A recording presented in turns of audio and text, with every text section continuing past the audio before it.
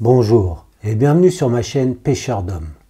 Aujourd'hui nous allons prouver que l'Antichrist sera un gentil, c'est-à-dire un non-juif, symbolisé par la mer, et qu'il sera un mahométan, et qu'il viendra aussi du Moyen-Orient, et que cet Antichrist est le faux Messie qu'attendent les mahométans, lequel les sunnites appellent le Mahdi, et les chiites le 12e imam.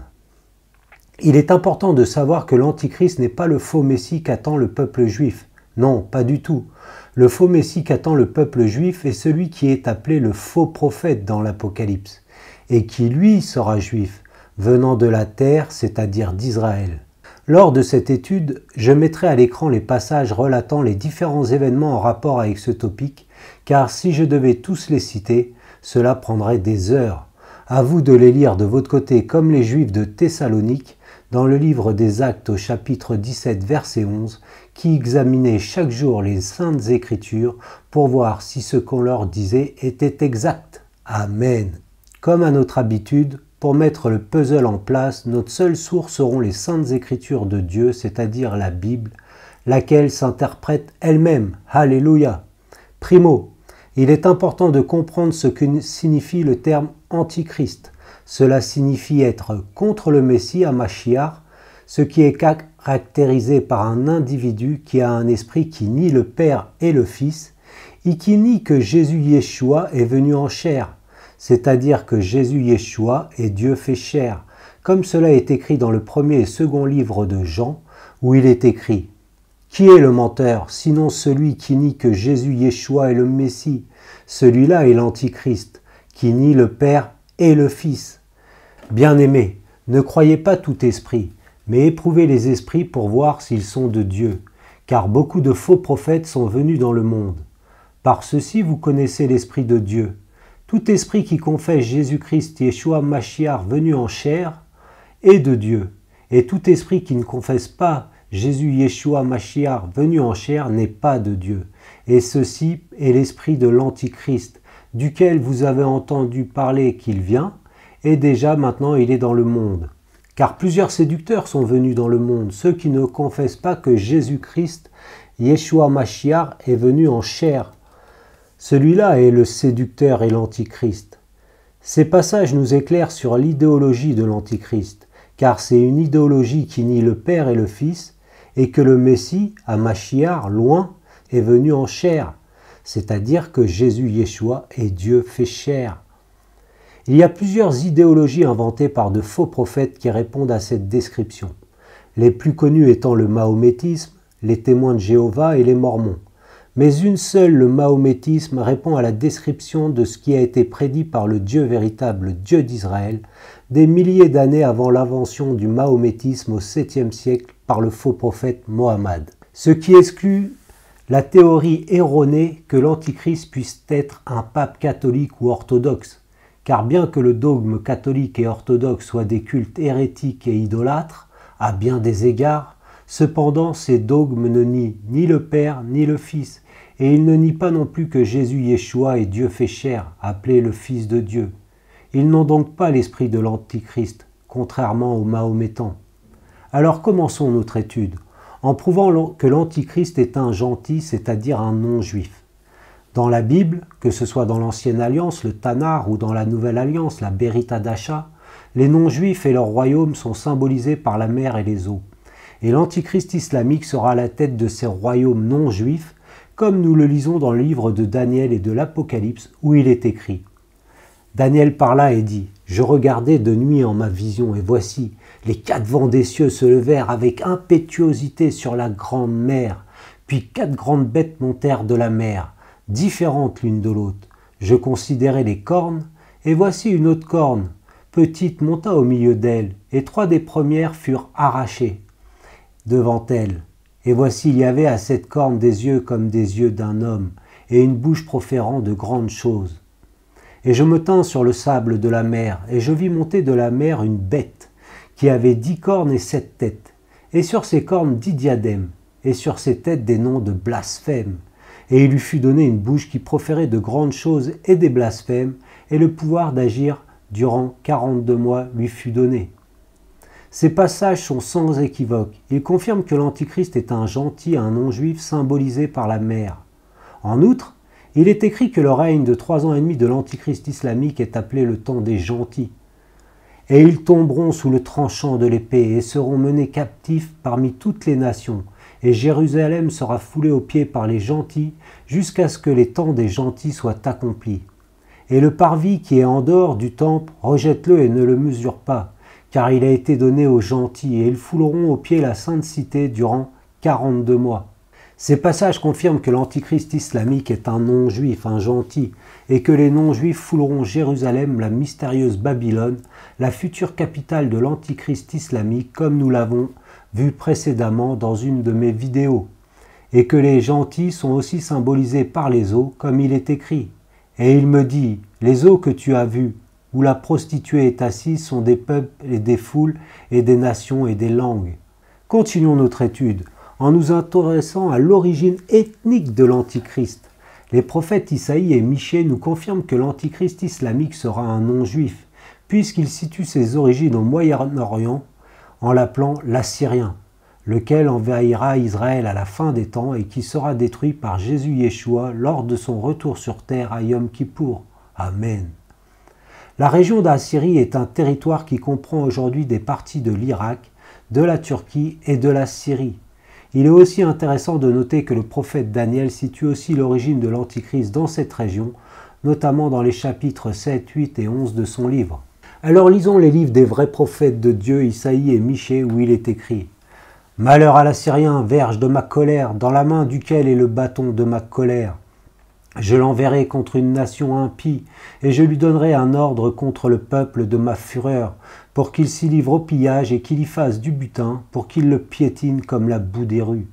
Et lui sera la paix, quand l'Assyrien entrera dans notre pays, et quand il mettra le pied dans nos palais. Et ils ravageront le pays d'Assyrie avec l'épée, et le pays de Nimrod à ses portes. Et il nous délivrera de l'Assyrien quand il entrera dans notre pays et qu'il aura mis le pied dans nos quartiers. » Les prophètes Isaïe et Michée confirment l'invasion d'Israël par l'Assyrien, alias l'Antichrist islamique. Notez aussi que l'Assyrien est associé à Nimrod qui se révolta contre Dieu et qui est le père en outre de l'Assyrie et de Babylone, comme cela est écrit dans le livre de la Genèse au chapitre 10. Continuons notre étude. Car l'Antichrist islamique, appelé l'Assyrien, sera à la tête du royaume de Babylone, et non de l'Empire romain, comme le confirment les véritables prophètes du Dieu d'Israël, Isaïe, Daniel et Jean. Commençons par l'apôtre Jean, et lisons le chapitre 17 du livre de l'Apocalypse, où il est écrit « La bête que tu as vue était, et n'est pas, et va monter de l'abîme, et aller à la perdition. » Et ceux qui habitent sur la terre, dont les noms ne sont pas écrits dès la fondation du monde au livre de vie, s'étonneront en voyant la bête qu'elle était et qu'elle n'est pas, et qu'elle sera présente. Ici est l'entendement. Qui a de la sagesse? Les 7 têtes sont 7 montagnes. Où la femme est assise, ce sont aussi 7 rois. 5 sont tombés. L'un est, l'autre n'est pas encore venu. Et quand il sera venu, il faut qu'il demeure un peu de temps. Et la bête qui était et qui n'est pas, est, elle aussi, un 8e roi, et elle est d'entre les 7, et elle s'en va à la perdition. Ce passage confirme sans l'ombre d'un doute que l'Antichrist islamique ne vient pas de l'Empire romain, car comme dit le Seigneur Dieu Jésus à son prophète Jean, le royaume du futur Antichrist islamique était et n'existe plus à l'époque de Jean qui vivait sous l'Empire romain. Et son royaume dont parle le Seigneur Dieu Jésus à Jean est le royaume de Babylone, et sa future capitale Jérusalem, appelée mystérieuse Babylone, confirme cela, ainsi que le roi de Babylone Nabuchodonosor, qui était l'ombre à venir de l'Antichrist islamique, et qui partage de nombreuses similitudes, comme le fait que Nabuchodonosor érigea une statue que tout le monde devait adorer sous peine d'être tué. De même, l'Antichrist islamique aura une image à son effigie et quiconque ne l'adorera pas sera tué. De même, Nabuchodonosor et l'Antichrist islamique sont symbolisés par une bête. De même, Nabuchodonosor a détruit Jérusalem et le premier temple de Dieu. De même, l'Antichrist islamique détruira Jérusalem et le 3e temple. Rien de nouveau sous le soleil. Continuons notre étude avec une autre preuve que l'Antichrist islamique sera à la tête du royaume de Babylone, car les prophètes de Dieu Isaïe et Jean, par l'Esprit Saint, nous prédisent que derrière l'antichrist islamique, le roi de Babylone, se cache Satan, son Dieu. Alors lisons les livres d'Isaïe et de l'Apocalypse où il est écrit. Tu commenceras ce chant sur le roi de Babylone et tu diras comment a fini le tyran, comment a fini l'oppression. Yod-et-Vav-hé a brisé le bâton des méchants, le sceptre des dominateurs, celui qui, dans sa fureur, frappait de coups les peuples sans relâche, dominant les nations dans sa colère et poursuivi sans trêve. Toute la terre est en repos et tranquille. Elle éclate en chant de triomphe. Les cyprès aussi se réjouissent de toi, les cèdres du Liban. Depuis que tu es tombé, l'abatteur n'est plus monté contre nous. Le shéol d'en bas s'émeut pour toi, te rencontrant à ta venue, réveillant pour toi les trépassés, tous les boucs de la terre, faisant lever de leur trône tous les rois des nations. Tous, ils prendront la parole et te diront, toi aussi tu as été rendu faible comme nous, tu es devenu semblable à nous. Ton orgueil est descendu dans le shéol, le son de tes luttes. Les vers sont étendus sous toi et les larves sont ta couverture. Comment es-tu tombé des cieux, astre brillant, fils de l'aurore? Tu as battu jusqu'à terre, toi qui subjuguais les nations. Et toi tu as dit dans ton cœur, je monterai aux cieux, j'élèverai mon trône au-dessus des étoiles de Dieu, et je m'assierai sur la montagne de l'assignation, au fond du nord. Je monterai sur les hauteurs des rues, je serai semblable au Très-Haut. Toutefois, on t'a fait descendre dans le shéol au fond de la fosse. Ceux qui te voient fixent leur regard sur toi. Ils te considèrent disant « Est-ce ici l'homme qui a fait trembler la terre, qui ébranlait le royaume, qui a fait du monde un désert et qui ruinait ses villes ?» Ces prisonniers, ils ne les renvoyaient pas chez eux. Dans ce passage, il est clair que le roi de Babylone, alias l'antichrist islamique, est décrit comme étant un homme derrière lequel se cache Satan. Et ce lien entre Satan et l'antichrist islamique est confirmé dans le livre de l'Apocalypse, car Satan donnera son trône, sa puissance et une grande autorité à son serviteur, l'antichrist islamique, comme il est écrit. Et la bête que je vis était semblable à un léopard, et ses pieds comme ceux d'un ours, et sa bouche comme la bouche d'un lion. Et le dragon lui donna sa puissance et son trône, et un grand pouvoir. Ce passage confirme celui du prophète Isaïe que l'antichrist islamique et Satan sont intimement liés et que l'antichrist islamique sera à la tête de royaumes qui sont aujourd'hui islamiques et que le trône spirituel de Satan est à Pergame en Turquie. En outre, contrairement aux fables humaines, la Bible confirme que l'antichrist islamique adorera Satan, le dieu des forteresses, un dieu nouveau. Alors lisons le livre du prophète Daniel où il est écrit « Et le roi agira selon son bon plaisir et s'exaltera et s'élèvera contre tout Dieu et proférera des choses impies contre le Dieu des dieux et il prospérera jusqu'à ce que l'indignation soit accomplie car ce qui est déterminé sera fait et il n'aura pas égard au Dieu de ses pères et il n'aura pas d'égard à l'objet du désir des femmes ni à aucun Dieu car il s'agrandira au-dessus de tout et à sa place il honorera le Dieu des forteresses avec de l'or et avec de l'argent et avec des pierres précieuses et avec des choses désirables. Il honorera un Dieu qui n'ont pas connu ses pères, et il agira dans les lieux forts des forteresses, avec un Dieu étranger, à qui il le reconnaîtra, il multipliera la gloire, et il les fera dominer sur la multitude, et leur partagera le pays en récompense. Ce passage confirme l'adoration de l'antichrist islamique pour le dieu des forteresses, alias Satan, un dieu nouveau, le Halal inventé par le faux prophète Mohammed au 7e siècle, un faux dieu que n'ont pas connu les ancêtres de l'antichrist islamique, lesquels sont Abraham, Ismaël et Ésu, dont les Arabes tirent leur origine, comme cela est confirmé dans le livre de la Genèse, et avec lesquels le Dieu véritable n'a fait aucune alliance comme il est écrit dans le livre de la Genèse au chapitre 17, versets 19 à 21. Contrairement au peuple juif, dont les ancêtres sont Abraham, Isaac et Jacob, et avec lesquels Dieu a fait alliance. C'est pourquoi il est écrit dans toute la Bible que le Dieu véritable, le Dieu d'Israël, est le Dieu d'Abraham, Isaac et Jacob, mais en aucun cas celui d'Ismaël et d'Ésaü, dont descend l'antichrist islamique. Abraham, bibliquement, est le père des Arabes et des Juifs, mais par le terme juif, tout comme pour le terme arabe, il faut comprendre en tant que race et non en tant que judaïsme. Reprenons, car nous lisons aussi dans Daniel que l'antichrist islamique s'élèvera contre tout Dieu. C'est pourquoi sans aucune crainte il profanera le troisième temple au milieu des tribulations, c'est-à-dire la fête des prémices, en entrant dans le Saint des Saints, là où était la présence du Dieu véritable, celle du Dieu d'Israël. Et c'est seulement pour cette raison que l'antichrist islamique, en agissant ainsi, est décrit comme voulant se faire passer pour un Dieu, comme cela est décrit dans le livre des Thessaloniciens, car il profane le lieu où était la présence du Dieu véritable. Mais cela ne signifie aucunement qu'il déclare être Dieu, puisque, comme nous l'avons lu dans le livre de Daniel, il adore le Dieu des forteresses, le Allah islamique, alias Satan. En outre, nous lisons que l'antichrist islamique n'aura aucun égard pour les femmes, car il suit les préceptes du Coran.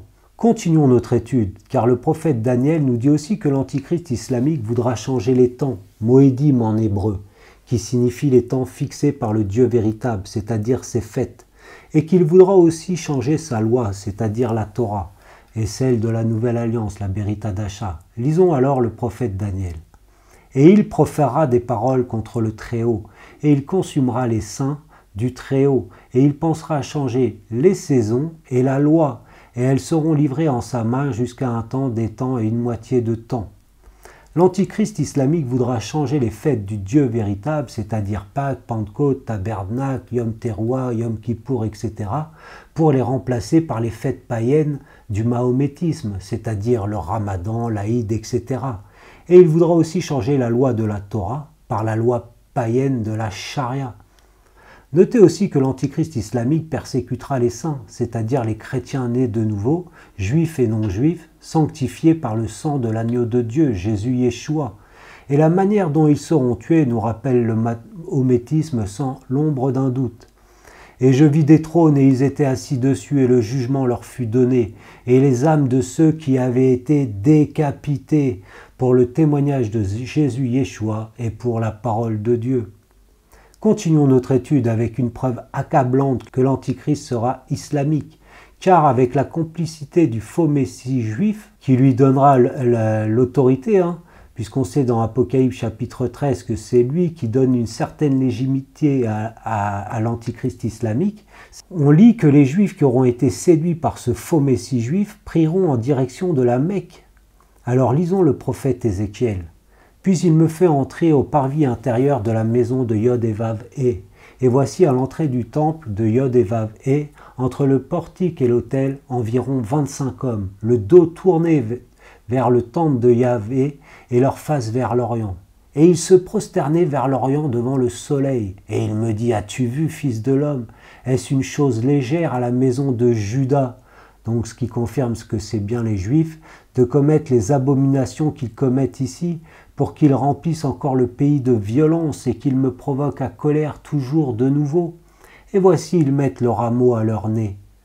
Notez que Dieu appelle cela une abomination pour les Juifs de prier vers l'Orient, la Mecque, en tournant le dos au futur troisième temple et à Jérusalem, car c'est la seule direction ordonnée par le Dieu véritable, le Dieu d'Israël, vers laquelle les véritables croyants doivent prier, comme le prophète Daniel.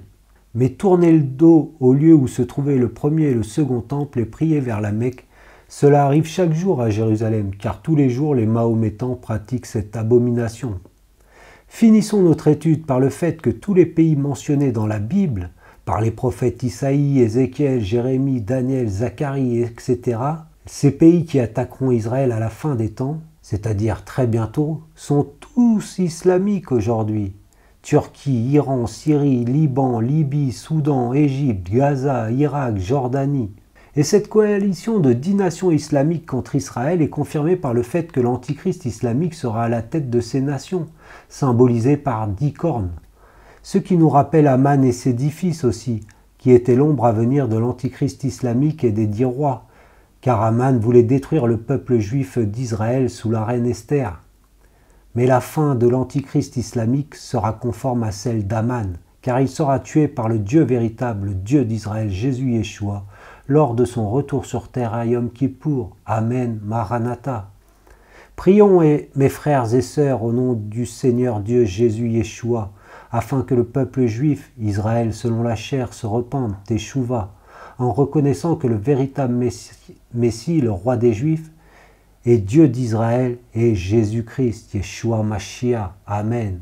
Mais prions aussi, mes frères et sœurs, au nom du Seigneur Dieu Tout-Puissant, Jésus Yeshua, pour les Mahométans, afin qu'ils se détournent des ténèbres pour se tourner vers la véritable lumière du monde, le Dieu d'Israël, Jésus Yeshua. Amen. En attendant notre prochaine étude, soyez tous bénis par le nom au-dessus de tout nom, par le roi des rois, le seigneur des seigneurs, Aryeh Yehuda, le lion de la tribu de Juda, Jésus Yeshua. Amen. Alléluia. Tout genou se ploiera et toute langue confessera que Jésus Yeshua est le Seigneur, Adonai, le Dieu tout-puissant, El Shaddai. Amen. Alléluia.